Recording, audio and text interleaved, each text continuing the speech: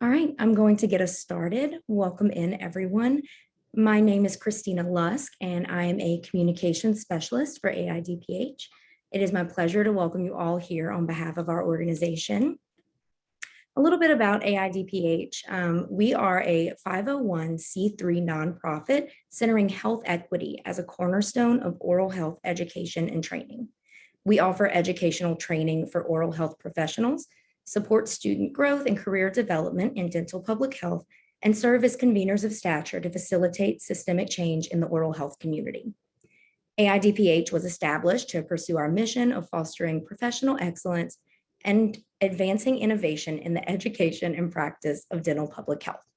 We're excited to have you join us on our mission to create an equity-oriented workforce prepared to lead. I do have a few housekeeping items to go over before we get started. This session is being recorded and will be shared by AIDPH. The first 45 minutes of our hour together will be the presentation, followed by a moderated Q&A. Please use the chat feature to ask questions throughout the presentation. Also, add your personal pronouns to your Zoom display name. You can do so by hovering over your profile, clicking on the three dots in the right corner, and selecting Rename. We welcome discussion in the chat throughout the presentation and during the Q&A, but please keep your microphone muted. Lastly, CEUs are provided for this webinar.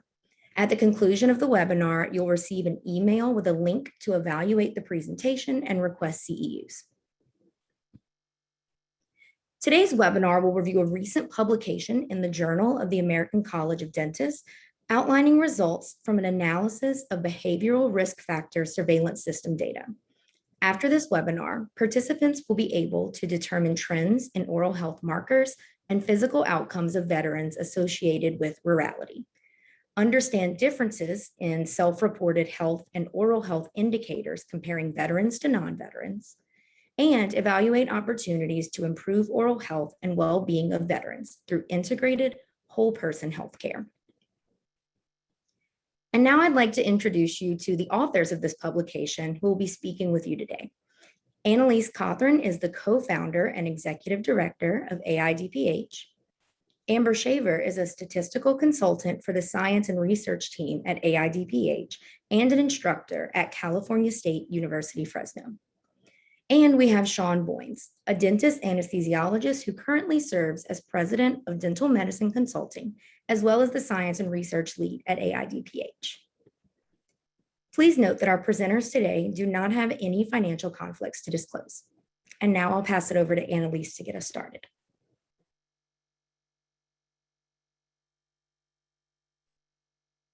So much, Christina. I appreciate that. Welcome, everyone. We're excited to share our most recent publication with all of you today, and we certainly welcome comments, engagement, etc. throughout this presentation.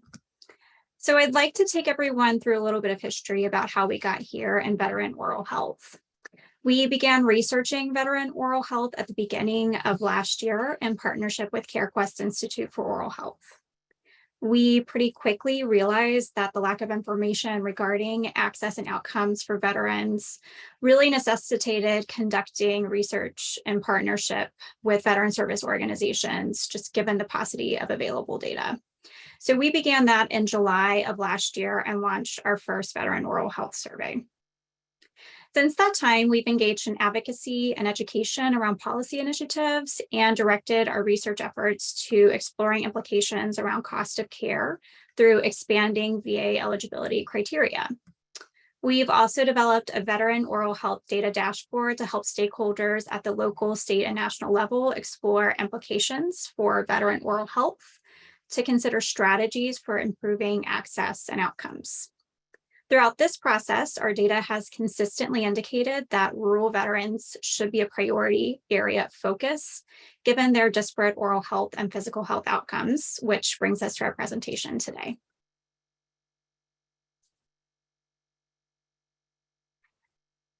So first, this discrepancy is really apparent in the data that is available. And this is really where AIDPH started last year.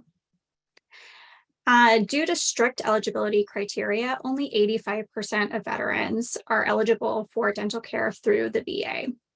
Of the 15% that are eligible, only a third utilize that benefit. So this discrepancy that we see between eligibility and utilization may be caused by the lack of understanding around dental benefits, given 42% of veterans that we surveyed last year didn't understand if they were even eligible for dental care through the VA. Regardless of the drivers, nearly half of veterans indicated they needed to see a dentist in the past year and couldn't, citing costs as the largest obstacle in receiving care. We also mentioned that rural veterans have consistent access issues as it relates to dental care.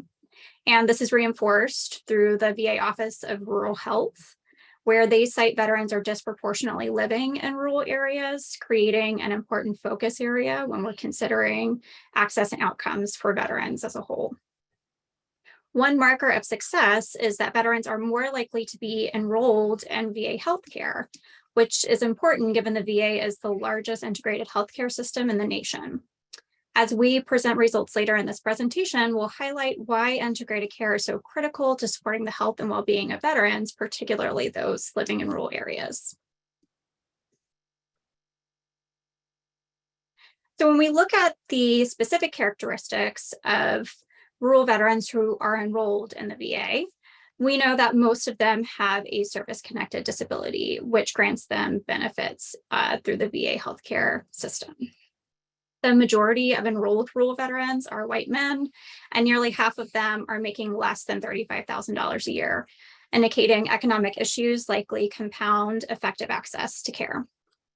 Moreover, opportunities for employment like remote work and access to care for telehealth are often significantly limited given the lack of broadband access compared to veterans living in urban areas.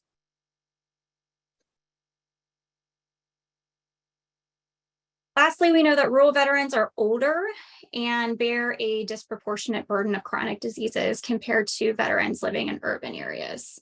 And we'll take some time today to consider how this ultimately impacts their oral health. I wanted to share this screenshot from our Veteran Oral Health Data Dashboard developed in partnership with CareQuest Institute for Oral Health, and it will be linked in the chat for you to follow along with throughout this presentation. And really, this indicates differences in cost of care for veterans nationally. So I've highlighted in this large red box right in front of you, both the total and out-of-pocket costs between veterans and non-veterans. And as you can see, there are significant differences. We assume that this is related to chronic disease conditions, and that, as we know, veterans are disproportionately impacted by chronic disease conditions, therefore driving up the both medical expenditures and the self-pay amount. And so we understand that these have significant cost implications for veterans and for taxpayers.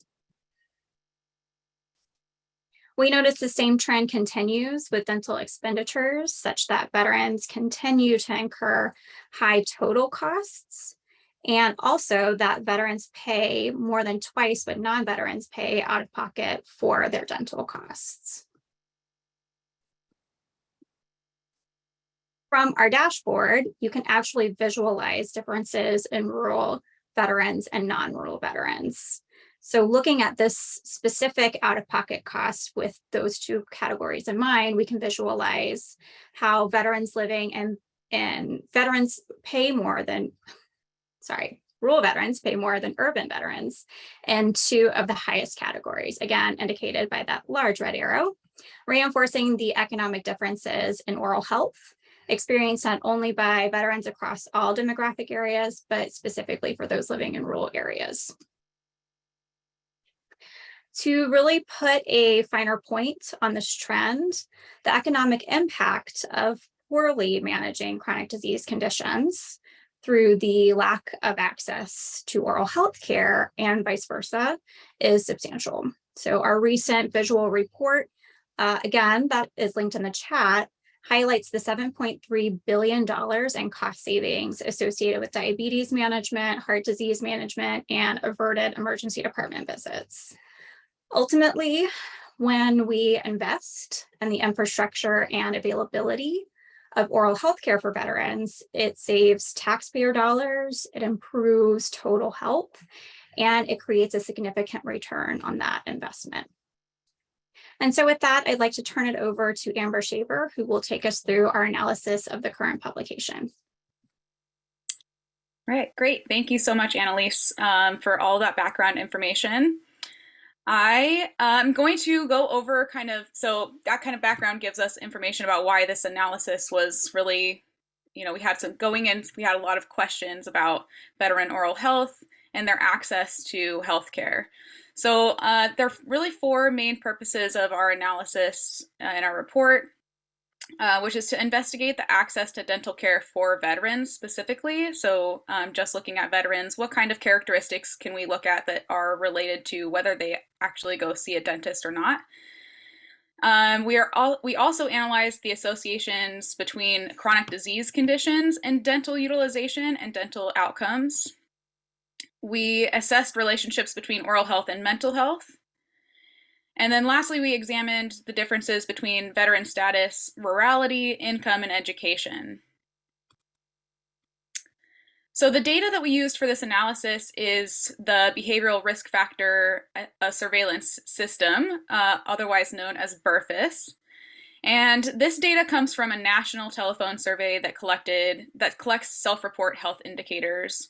And they collect a lot of information on their participants related to their health and utilization of healthcare services.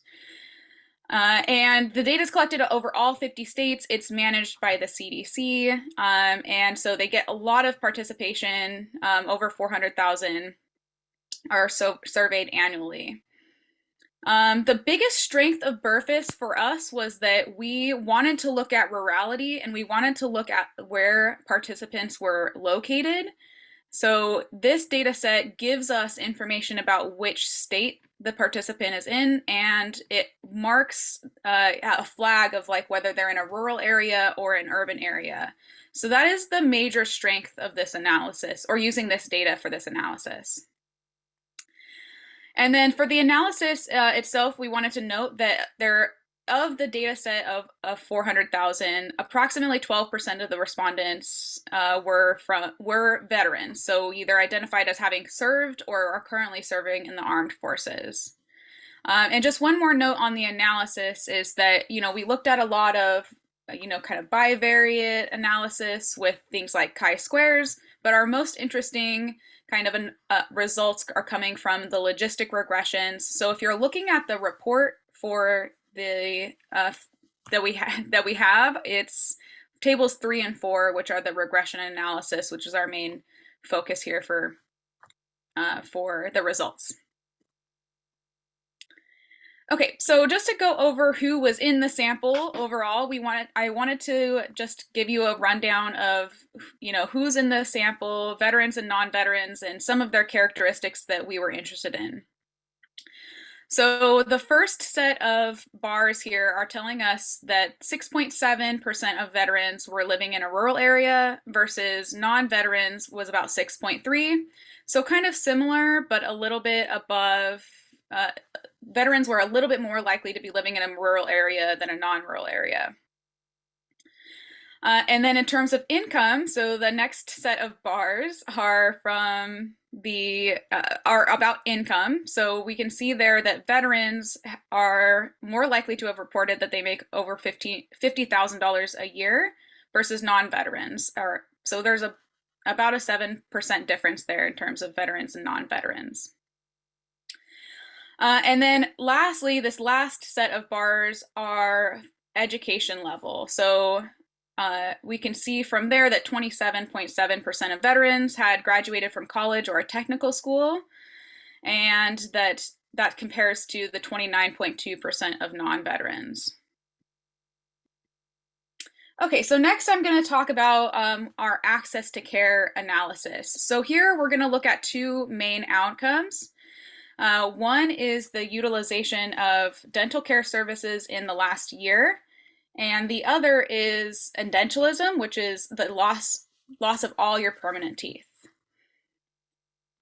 So the first graphic here is just displaying the veterans versus non-veterans data. So kind of like what we were just looking at, but in terms of the outcomes that we're interested in looking at, that gives us some indication of whether the veterans or non-veterans are accessing care and their oral health outcome.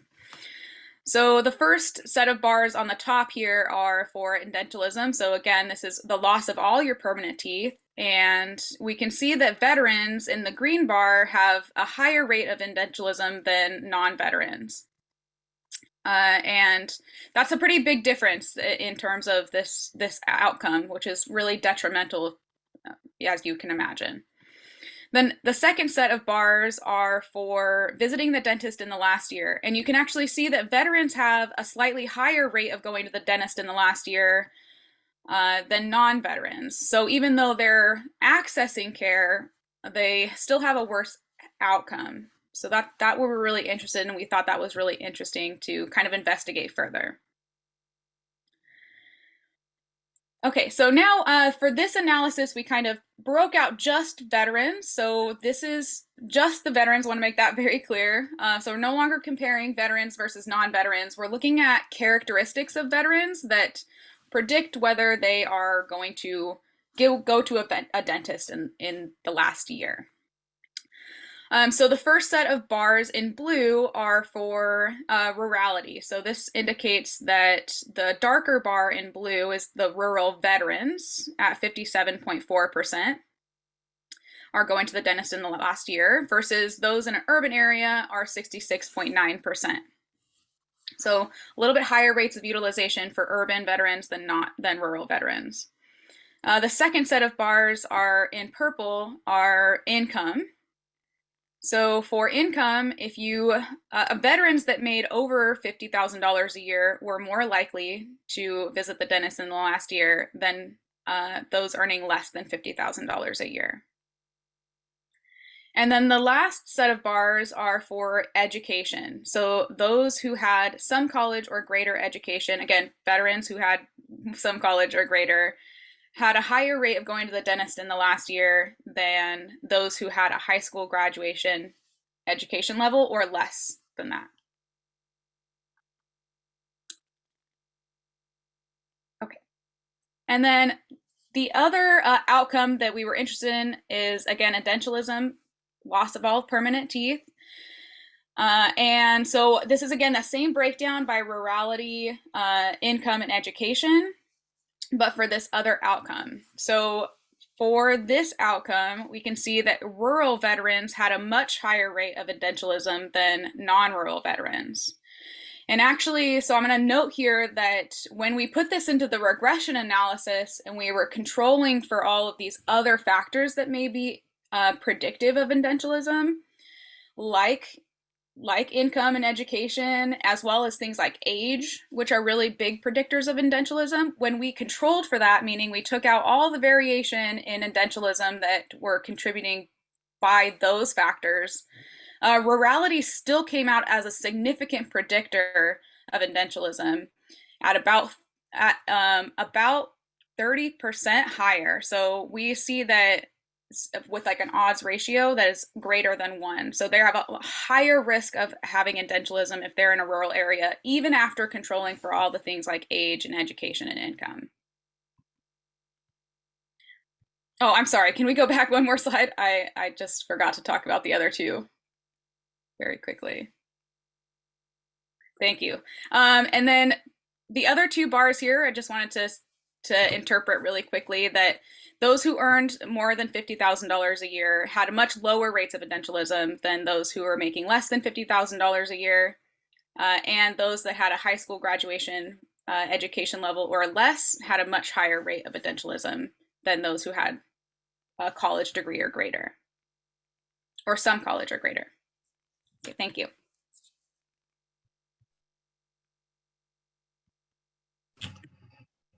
Oh, So sorry. Thank you. Passing it on to Sean to talk about chronic disease conditions. So thanks, Amber, and thanks for the upload of the data. It's appreciated. So I'm going to go a little bit further into the analysis and talk about some of the findings with physical health and chronic illness, and hopefully demonstrate how they're interrelated to oral health. So as you can see, 13.1% of veterans reporting having more than 14 days in a month where physical health was not good, compared to 10.4% of veterans. And veterans were determined to have a higher prevalence of chronic disease conditions like diabetes. And as you can see, 3 times the prevalence of heart disease at that bottom bullet point. I think one thing that's noteworthy in these findings is the increasing trends in skin cancer and other types of cancer. There was a dramatic rise in cancers for veterans that we've seen over the last decade. And research really met a threshold around 2019, where we really started to see some support and a better understanding of what may be going on. And you may be familiar with the PACT Act, which passed this year, which expands VA health care and benefits for veterans exposed to burn pits and other toxic substances. And a lot of the findings in these trends of more cancer related diagnoses in the population really helped to provide additional support and the data needed to get the PACT Act through.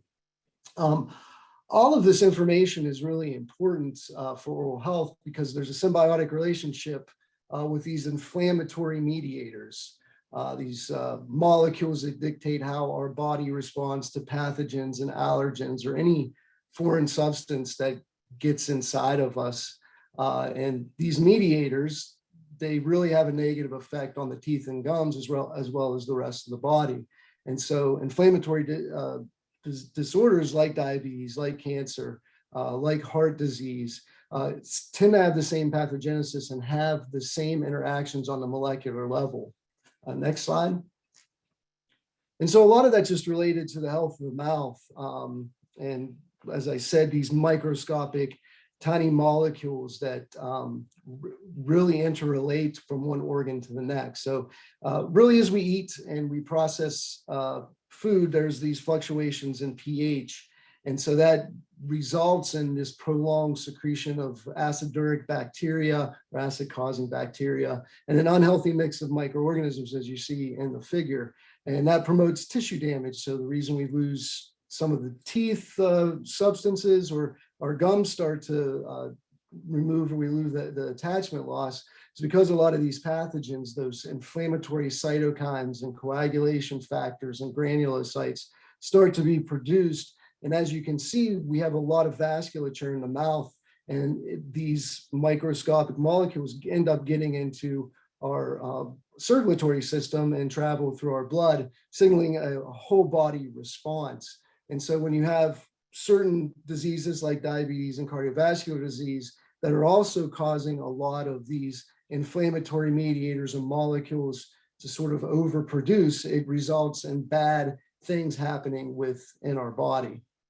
So the desire, next slide, the desire isn't really to just get rid of all the bad bacteria, it's to try to balance them out. So you really need good and bad bacteria, although if you think about it, maybe there's no such thing as bad bacteria. Maybe everyone is more symbiotic in the end. So really thinking about it more like we need a little bit of country and a little bit of rock and roll in our microbiome. So the idea is to have that harmony so that each organ doesn't have a negative effect on the other organ overall. Ultimately, it's really cool if you think about our body's ability to produce these things to really help us. It's just whenever it produces too much or for too long, it has these negative effects, and disease in the mouth is going to negatively affect any other disease in any other organ and cause a higher systemic response. And so it's when you get too much of something that it tends to have this bad effect. And so think of it as like a Jekyll and Hyde kind of process, especially if the wrong signal or the wrong potion is in there.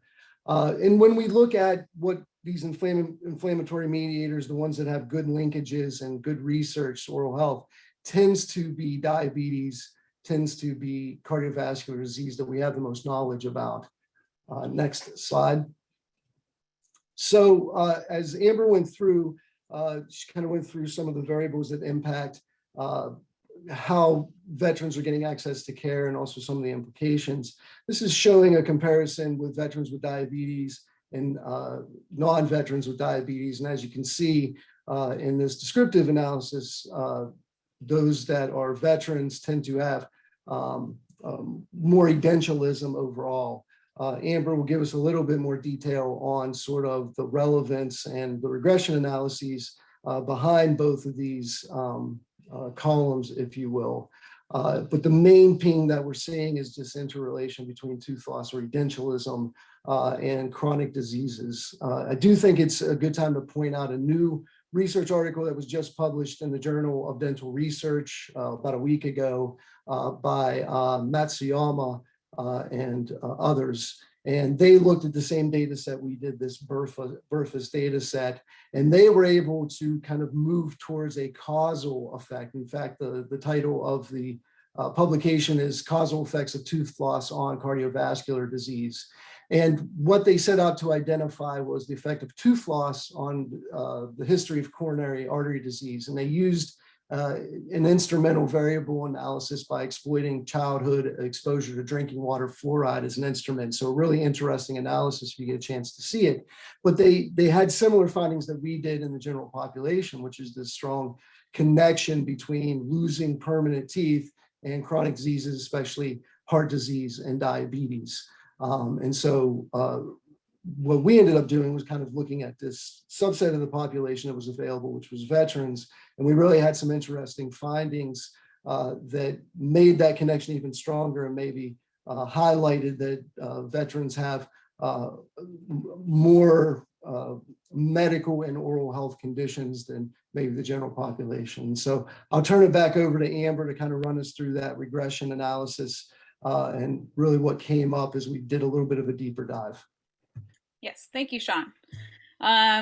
Okay, so a little bit more about the regression analysis. So again, we're looking at table 3 and 4 in our report here. So it's the same regression analysis that I was referring to at the beginning.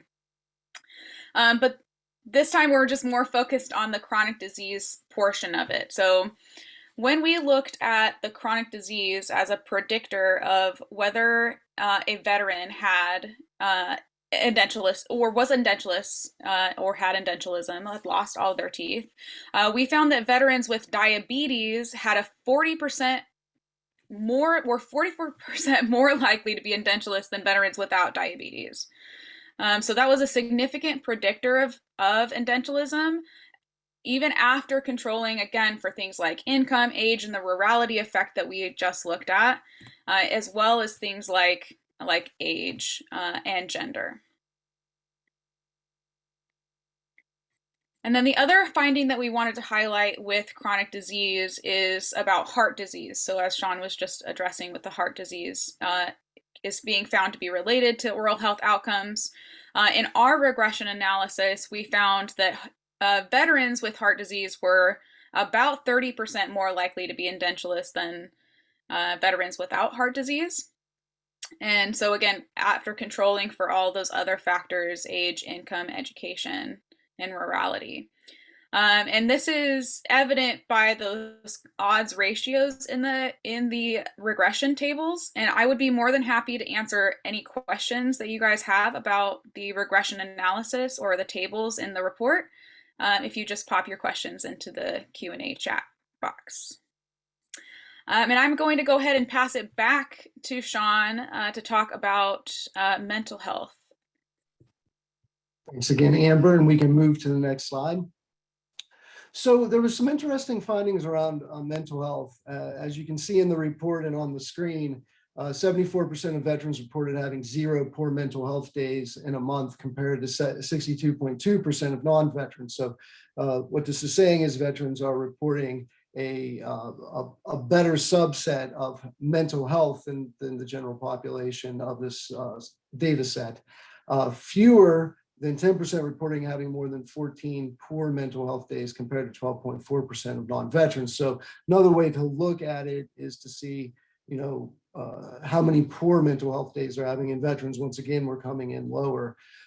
Interestingly, as we had this finding, we did find a goodly amount of research that sort of validated this experience where veterans are underreporting the amount of underreporting or putting a more positive spin, if you will, on their mental health ratings or outlooks.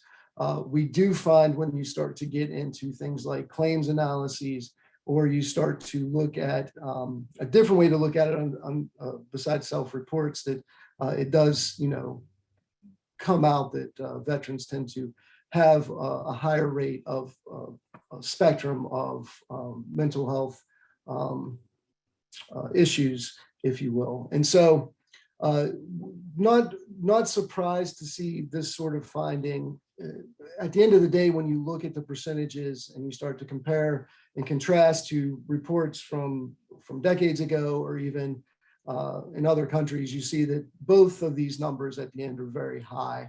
And so we do need to think about how we're going to address mental health through oral health, how we're going to start working in an interprofessional way, because there is once again this molecular structure that connects us all and connects all of our organs in our body together. Next slide.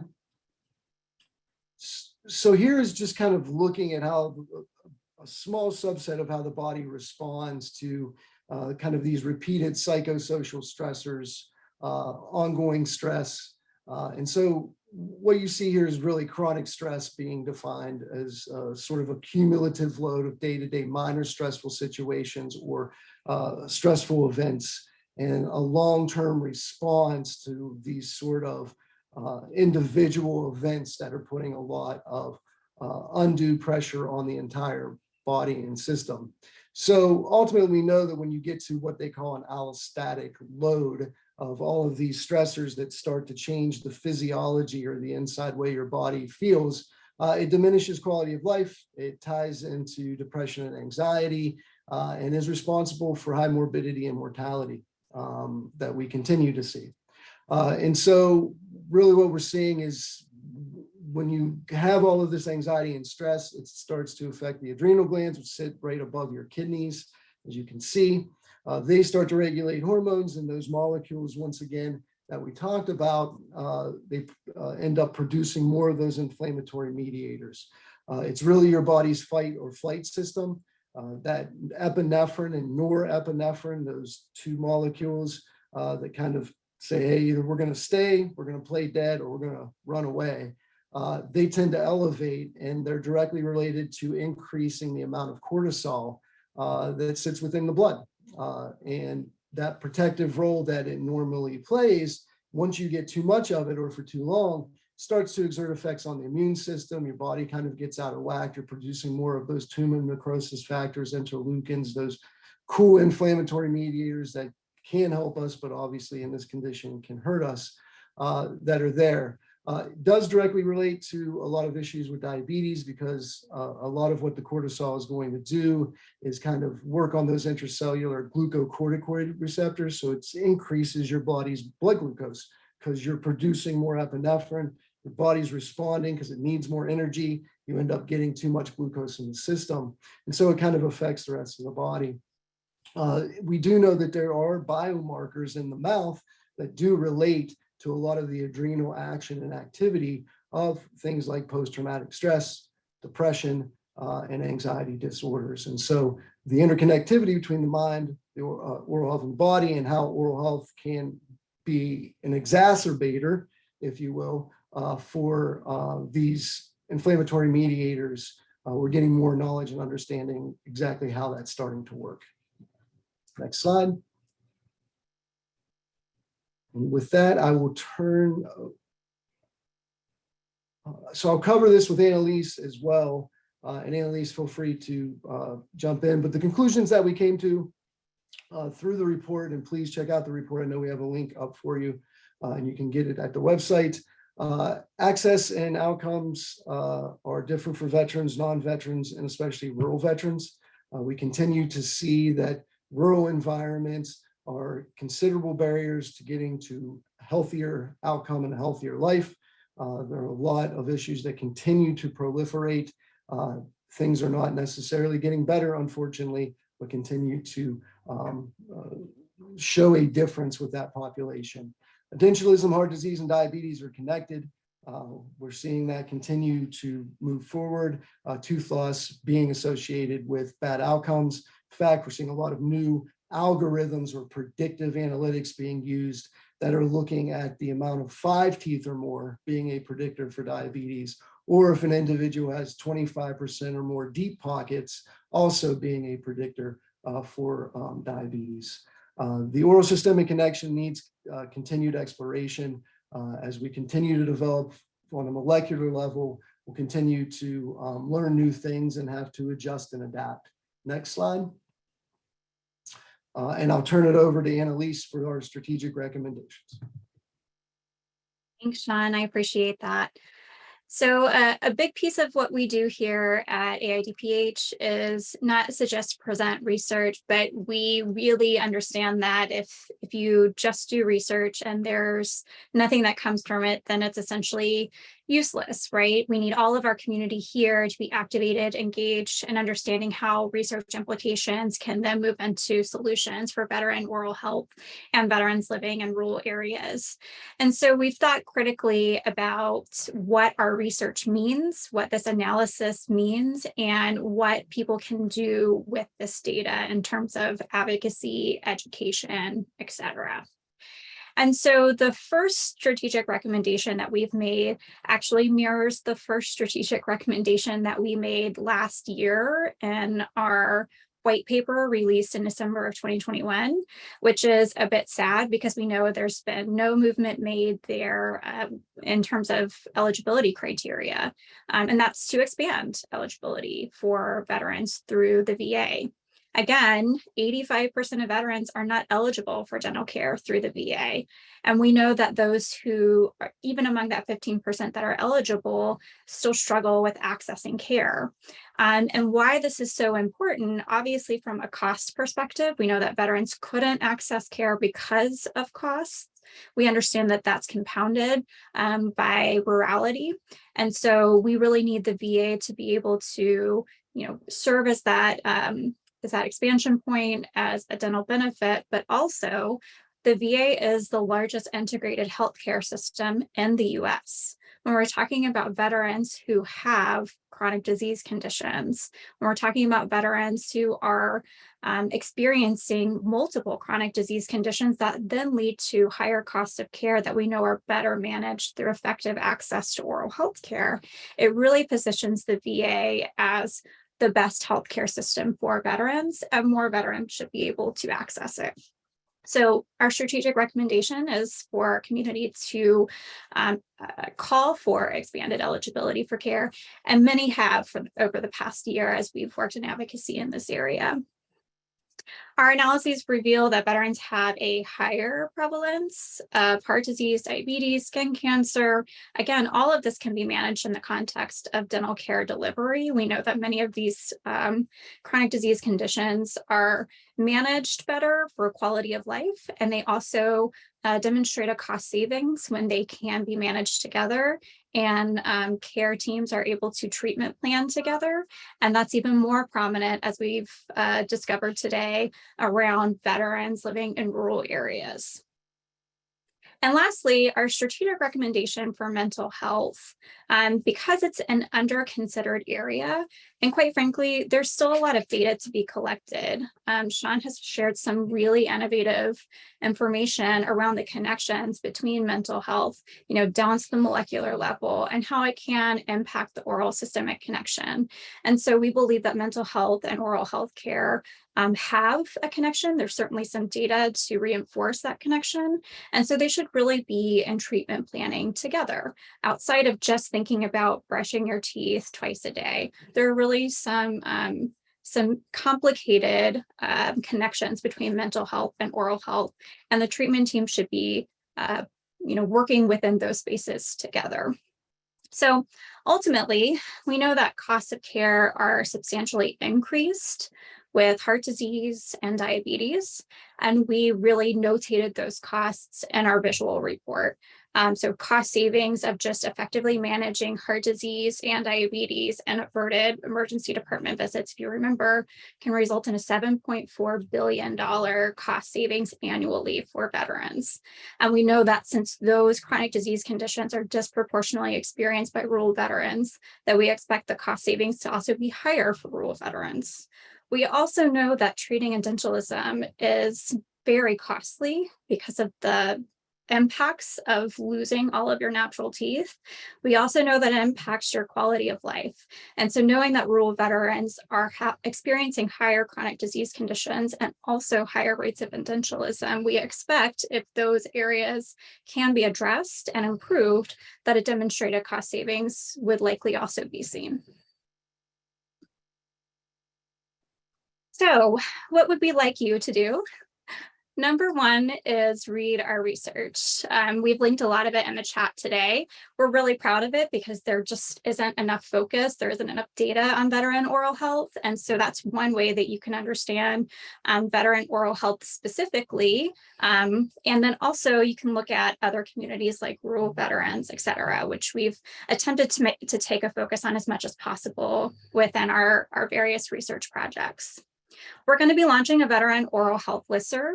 We've noticed that over the past year and some change that people are really excited about veteran oral health.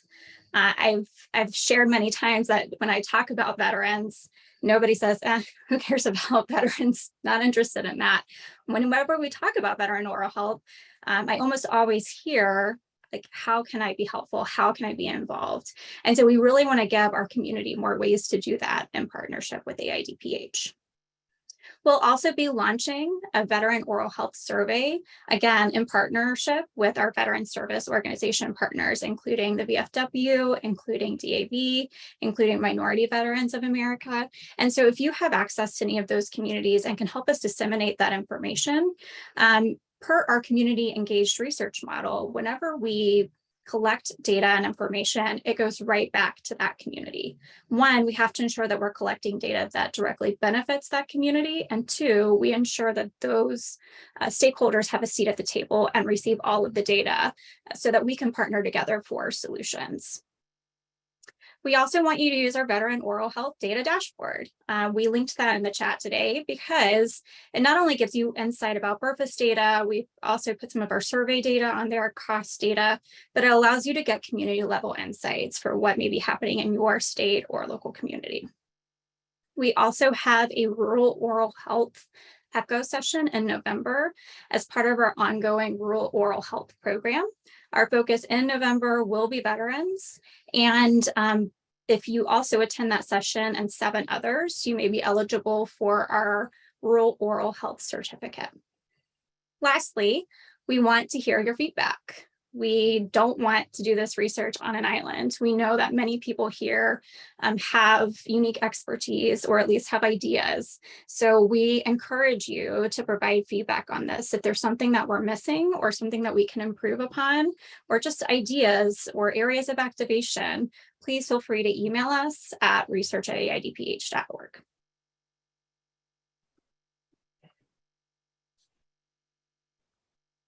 And so now I'm going to turn it over to Christina, who will moderate our Q&A. Thank you, Annalise. All right, and we're going to move into our moderated Q&A portion. Please use the chat feature to ask any questions, and we already have a few, which is really exciting. The first question is from Miss Jai. I hope I'm pronouncing your name correctly. And they asked, what does the data from the initial analysis include information on rural enrolled veterans of transgender experience? Thanks, Ms. Jai. It's good to see you again. I really appreciate that question because I think it highlights the lack of data in that area. So one, BRFSS is actually one of the few surveillance systems that does collect data on gender identity and sexual orientation. And so that's certainly on the list of analyses that we'd like to explore further. And Ms. Jai actually brings up a really important piece that maybe people don't know, which is there are more than 1 million LGBTQ veterans living in the US. So there is a very specific experience that veterans have as it relates to sexual orientation, gender identity, et cetera. That also positions the VA to be one of the largest providers of healthcare to LGBTQ people. So it's really important for us to actually look at LGBTQ status and measure if there are disparate health outcomes related to that. Now, Ms. Shai also points out that in rural areas, the intersection of rurality plus transgender experience plus oral health outcomes creates a really, really small sample. And so while I don't have that information and I don't have that analysis, I think the call to action here is we probably need to explore more opportunities for collecting that data because it does exist. Those communities do exist. And we should really be looking critical at the intersection of all of these different identities and characteristics like rurality, like veterans, like LGBTQ status, and see what the outcomes related to that are. And we can do that with better data collection. So I appreciate the opportunity to think through that.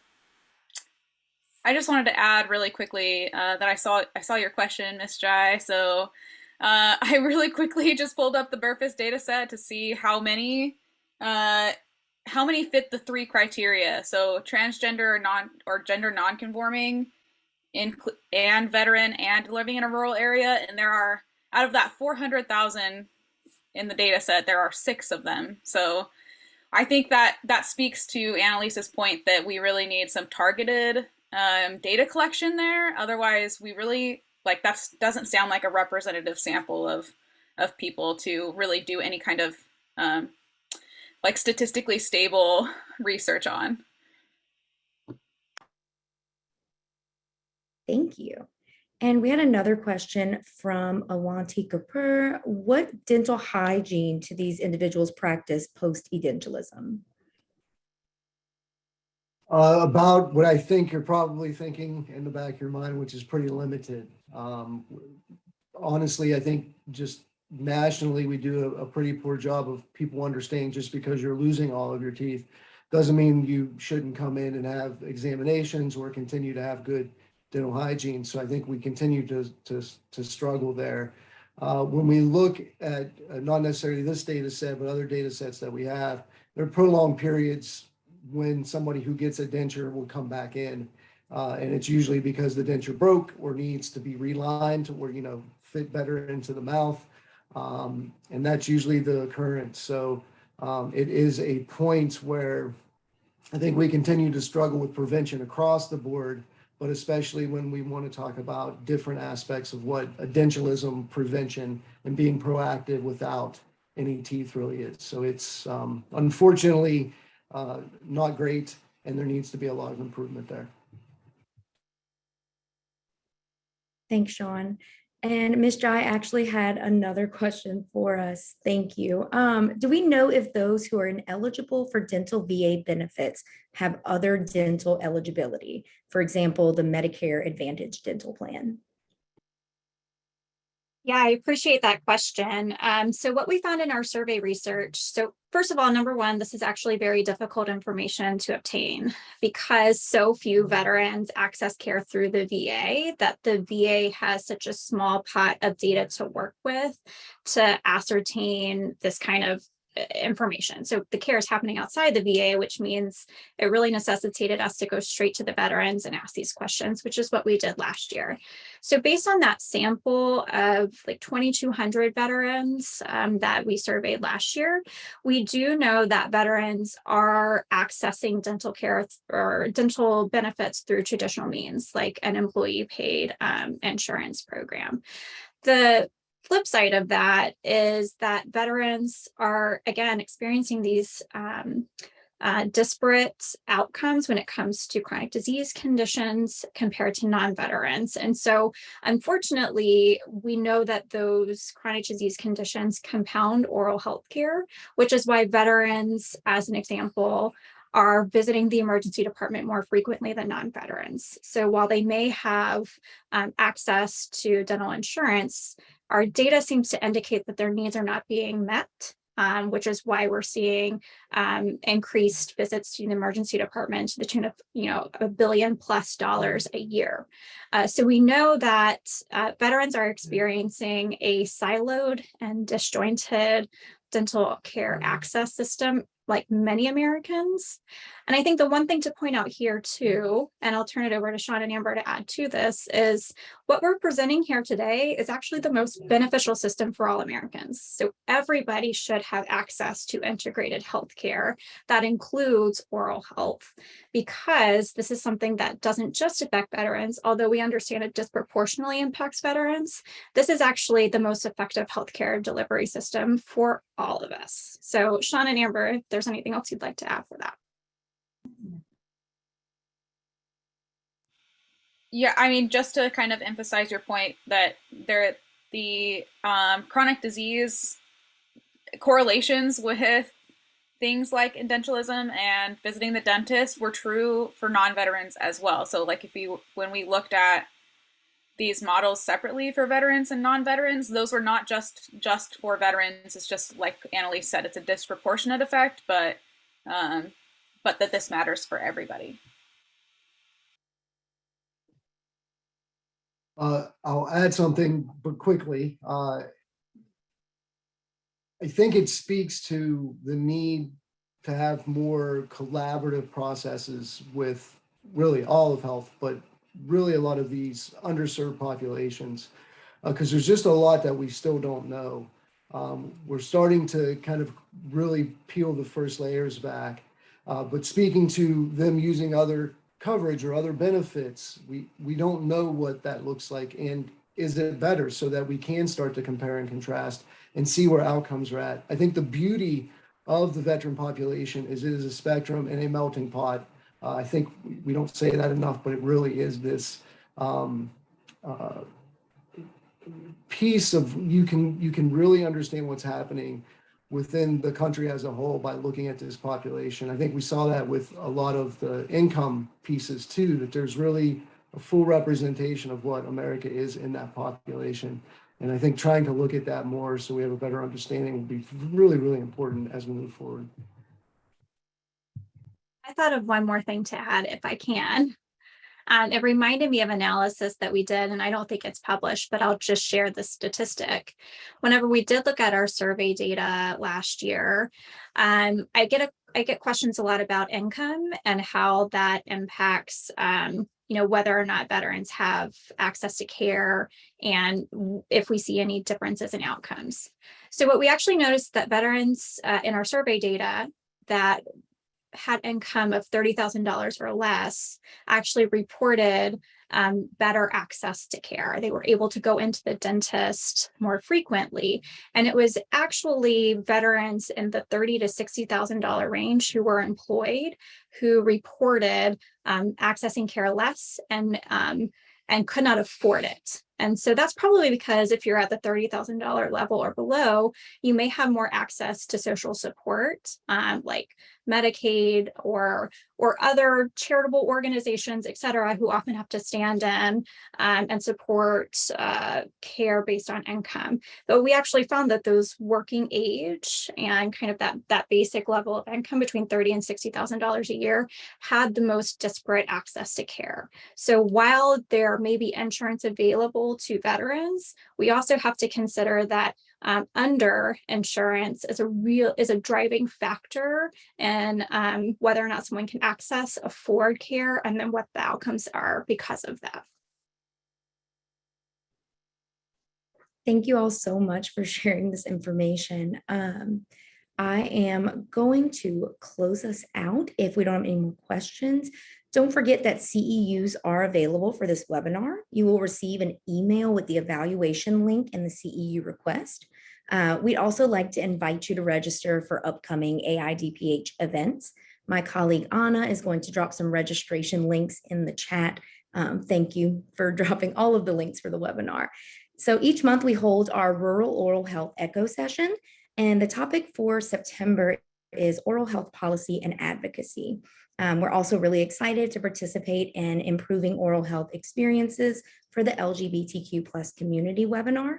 That'll be on October 20th. And we're doing that in partnership with the National Network for Oral Health Access and the National LGBTQIA+ Health Education Center.